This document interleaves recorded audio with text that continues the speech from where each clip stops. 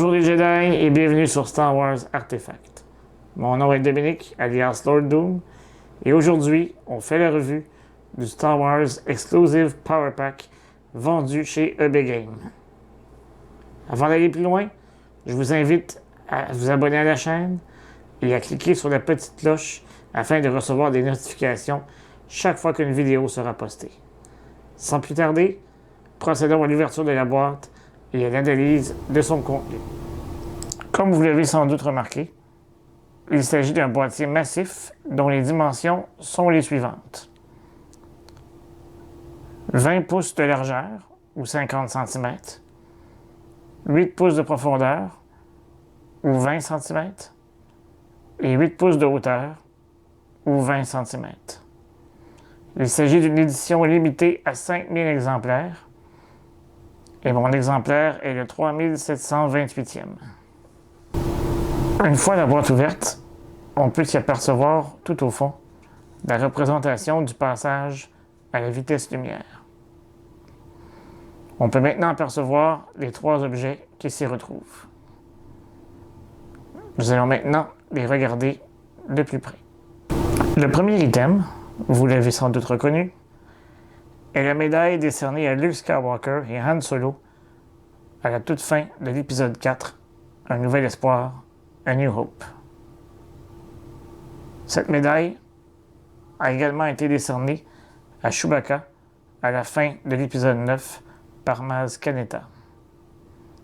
Il existe d'autres répliques de cette médaille. Cependant, le ruban est de couleur brune plutôt que de couleur vert olive tel qu'on le voit dans les films. Le deuxième artefact est une épinglette représentant le masque fondu de Darth Vader tel qu'on a pu le voir dans la plus récente trilogie. Oui, vous avez bien entendu, j'ai bel et bien dit le mot épinglette.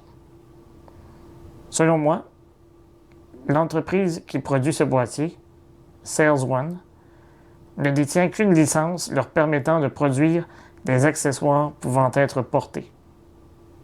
C'est ce qui expliquerait pourquoi le masque a été produit sous forme d'épinglette.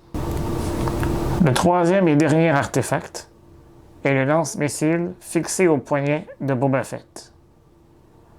Le missile est amovible et est fixé par deux aimants. On peut également y noter de belles traces d'usure, ajoutant un effet de réalisme.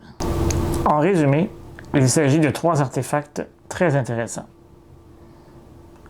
Le premier, la médaille, est une représentation fidèle de ce que l'on peut apercevoir dans les films.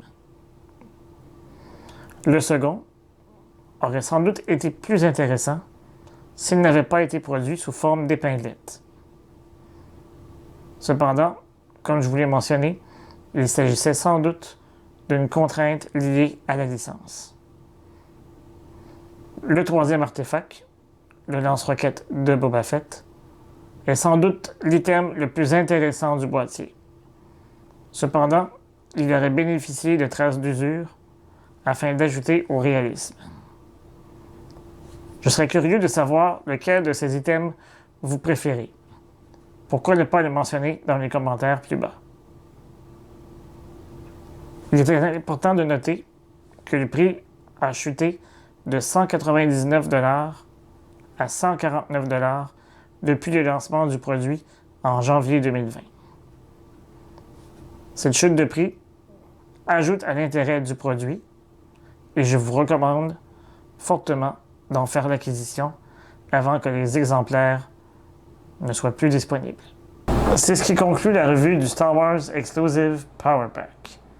Si vous avez aimé la vidéo, pourquoi ne pas cliquer sur le petit pouce en l'air et la partager. Vous êtes aussi les bienvenus si vous voulez laisser un commentaire. D'ici là, je vous dis à bientôt et que la force soit avec vous à tout jamais.